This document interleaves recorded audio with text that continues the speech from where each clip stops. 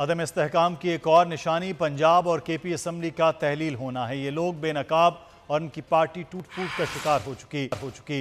रहनुमा peoples party Nisar खोड़ो ने बोल न्यूज़ से गुफ्तगू में कहा, अवाम की राय से चुनी हुई असम्बली नहीं पसंद।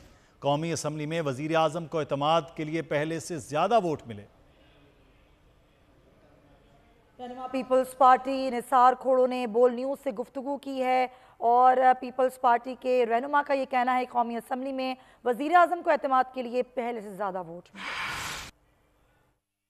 काम की एक और निशानी है पंजाब और केपी असेंबली का डिसॉल्व करना। अब इस चीज को लेकर, क्योंकि इलेक्टेड असेंबलीज की अगर आप वक्त नहीं कर रहे हो जमहूरी अंदाज में, क्योंकि अपोजिशन में बैठना भी जमहूरियत का हिस्सा है, हुकूमत में बैठने का भी जमहूरी हिस्सा है, लेकिन यकसर से उसने निजाम को उल्टा पुल्टा करने के लिहाज से जो उन्होंने कदम उठाए, आखिर उनका एक्सपोजर भी हो गया, उसकी पार्टी टूट फूट का शिकार भी हो गई और वो कहीं ना कहीं चले गए जहां भी जाना था उनको।